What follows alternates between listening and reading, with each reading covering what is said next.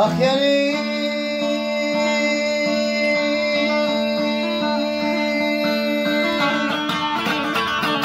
ay haknalar yetkin hayvali, sen bir haknam şiirsen.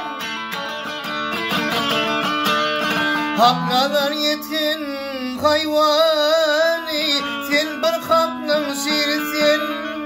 Yol elimde geçeni hak perversin.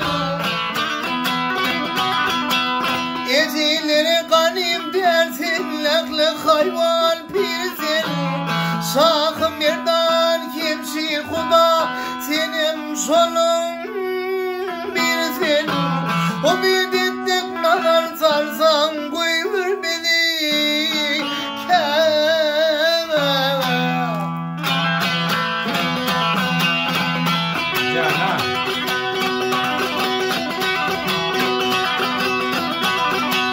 üç gün bolli pay piyadeyi öz yurdundan gelmişem.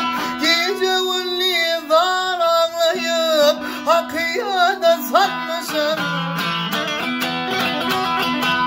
Teşne çölleyim bir kimyanlı, sana da uçar bolmuşum. Eli özüm bir saydım, seni vurup ölmüşüm. Etim haram, lidim halal, hayal etmeyim.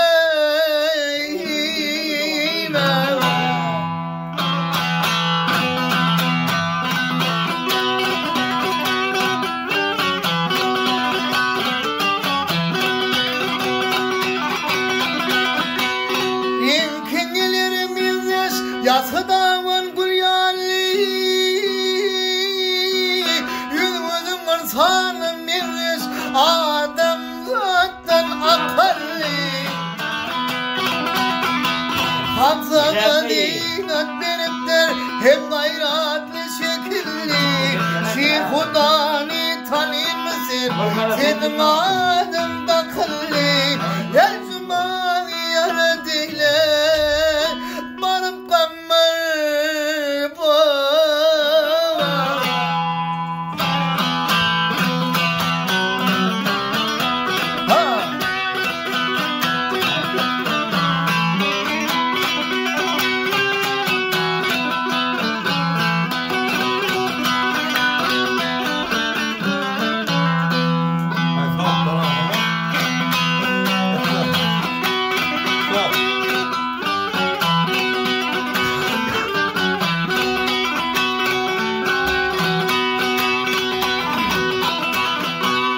Hazım kavul eylese, soğur yılmın biladı.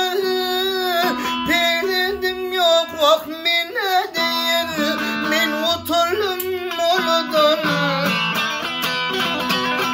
Ay toydu ya sekim filir milkilemedim yanıdan. Sana da ömür dileyin, varıp kadir anladın. Senin tarifini değil, aman varsam aman.